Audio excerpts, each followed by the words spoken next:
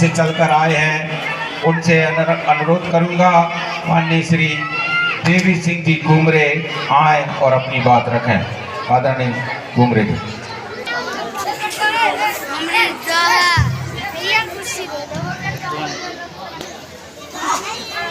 सर्वप्रथम प्रकृति सर्वोच्च शक्ति को सेवा जोहार करते हुए आज के आदरणीय सभा में उपस्थित इस देश के मूल मालिकिन और मालिकों के चरणों में सेवा सेवा जोहार जोहार। सम्मानित इस देश के मूल मालिक,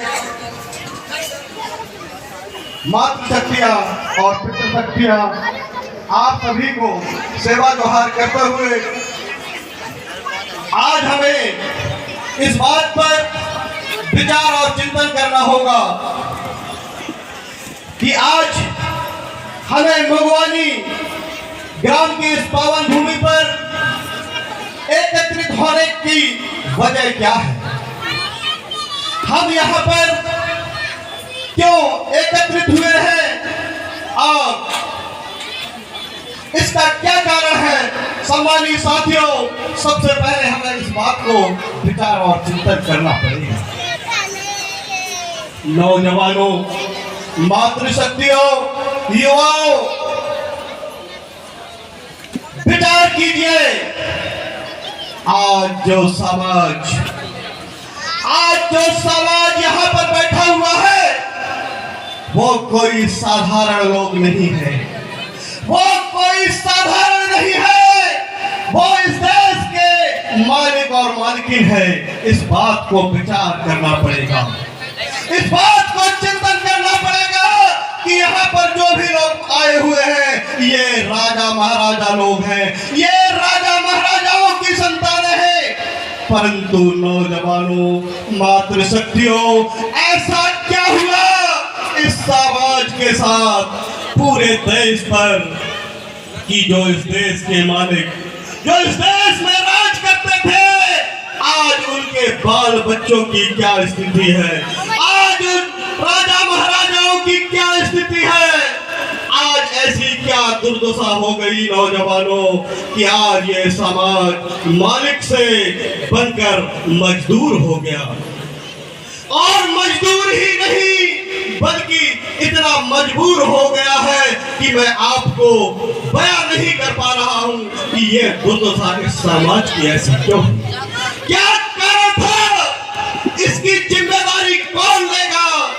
जो नरसिंहपुर ही नहीं, जबलपुर ही नहीं, मध्य प्रदेश ही नहीं, पूरे भारत देश के इतिहास के हर पन्ने पर इन वीर जवानों का नाम है, इन क्रांतिकारियों का नाम है। परंतु ऐसी क्या वजह थी, ऐसी क्या वजह थी जो इस समाज की मां बहनों को आज सड़कों पर मजदूरी करना पड़ रहा है।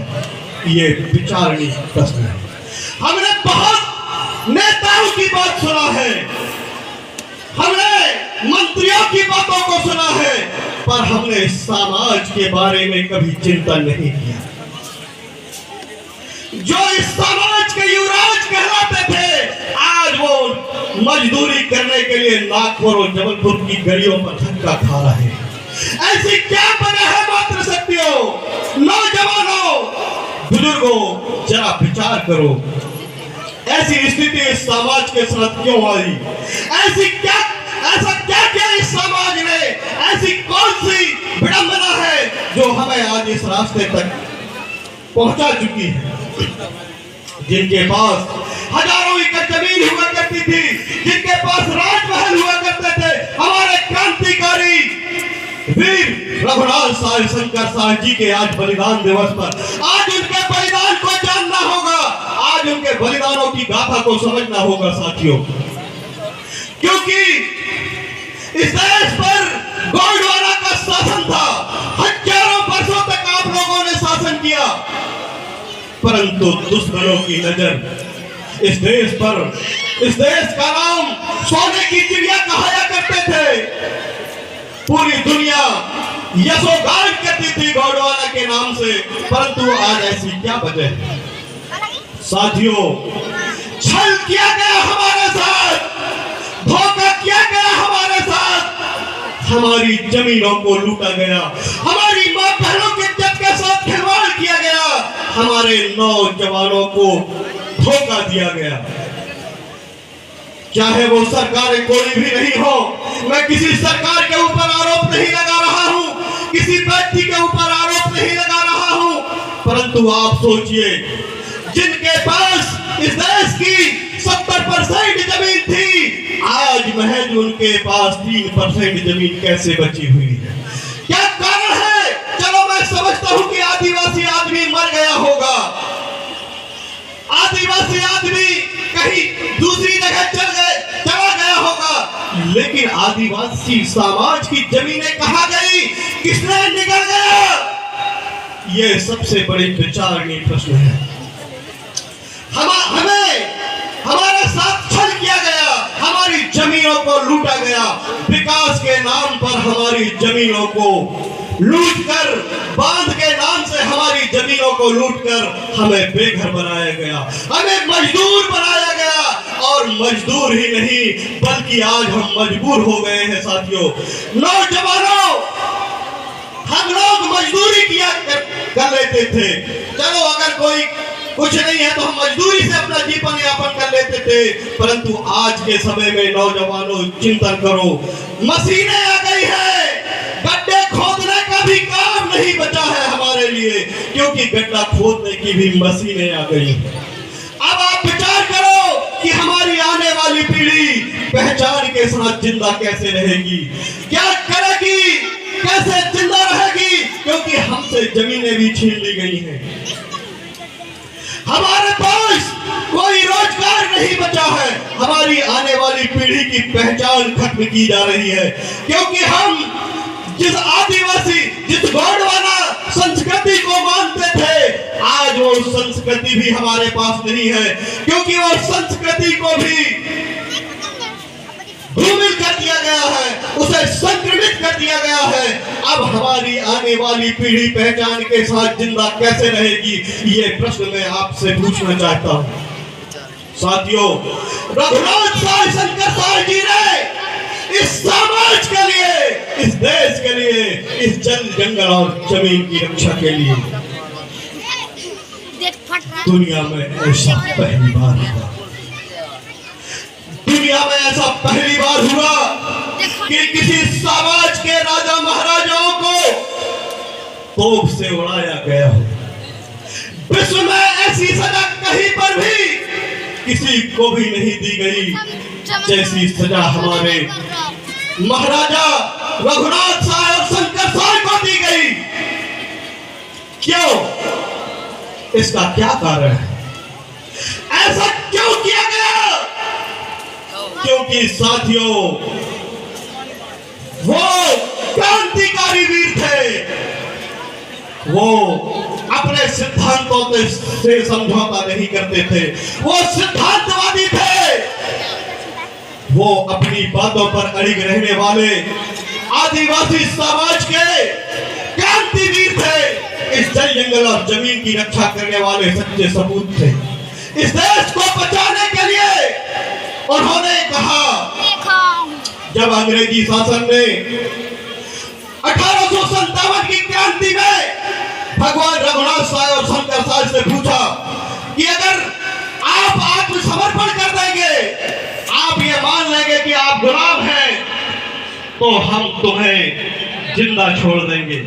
परंतु महाराजा रघुनाथ साय शंकर साय ने कहा, सुनो, हम गोंड लोग हैं, इस गोंडवाना के महाराजा है, तोप से तो क्या, और भी अगर कोई बड़ी सजा दोगे तो हम बदलने वाले लोग नहीं हैं। हम उस कौम से आते हैं जिस कौम पर एक बार बोल देने के बाद बदलते नहीं हैं। हम उस कौम के हैं। अंग्रेजों के सामने उन्होंने कहा, भले आप हमें तोप से उड़ा दो, पर हम इस देश के मूल मालिक हैं, मूल मालिक रहेंगे। और ऐसा कहते हुए, हंसते हुए साम्राज्य की रक्षा के लिए रघुनाथ साय शंकर साय वो तोप के मुंह पर चढ़ गए, परंतु नौजवानों कभी समझौता नहीं किया। ये हमारे समाज की ताकत है, ये हमारे समाज की शक्ति है, क्योंकि हम क्रांतिकारी लोग हैं, हम संघर्षवादी लोग हैं, हम विचार करने वाले लोग हैं। मैं आपसे विनती करूंगा, क्योंकि आपके सामने बहुत सारी बातें रखना था, परंतु समय की पाबंदी है और भी कार्यक्रमों की वजह से मैं काफी लेट हो गया हूं और अभी काफी अतिथि बोलने के लिए आतुर हैं। परंतु मैं आपको बता देना चाहता हूं साथियों, भगवान रघुनाथ साहब, शंकर साहब, रानी दुर्गावती, सिद्धू कानू, बिरजू भोई, बिरसा मुंडा, टंट्या मामा, ऐसे कई क्रांतिकारी हुए आपके इस देश की रक्षा के लिए, जिन्होंने अपने प्राणों की आहुति दे दिया, जिन्होंने बलिदान कर दिया, परंतु उन्होंने कभी समझौता नहीं किया, कभी किसी के सामने झुके नहीं और निरंतर संघर्ष करते रहे। मैं भी युवाओं से यही उम्मीद करूंगा, मुझे एक बार आज रघुनाथ साहब, शंकर साहब का बलिदान दिवस है, आप लोग उनकी जय जयकार करेंगे, उनको सेवा जोहार करेंगे, उनको मेरे साथ अर्धांजलि अर्पित करेंगे। तो मेरे साथ कुछ ऐसे नारा हैं जिन्हें आप सहयोग देकर लगाएंगे। भगवान रघुनाथ साहब, शंकर साहब बलिदान दिवस, भगवान रघुनाथ साहब, शंकर साहब बलिदान दिवस, बिरसा मुंडा अमर रहे, बिरसा मुंडा अमर रहे। मैं कहूंगा सरकार देश की चालक है, आप कहेंगे आदिवासी देश का मालक है। सरकार देश की चालक है, सरकार देश की चालक है। मैं कहूंगा बच्चे बच्चे को सिखाना है, आप कहेंगे आदिवासी को बचाना है। बच्चे बच्चे को सिखाना है, बच्चे बच्चे को सिखाना है। बहुत बहुत धन्यवाद, आपने मुझे सुना, बोलने का मौका दिया और आप सभी ने बहुत ध्यानपूर्वक सुना। मैं आप सभी से विनती करूंगा कि आवश्यक रूप से हमारे राजा महाराजाओं के बारे में, हमारे क्रांतिकारियों के बारे में अध्ययन करें। जय सेवा, जय जोहार, जय गौंडवाना, जय रघुनाथ साहब, शंकर साहब।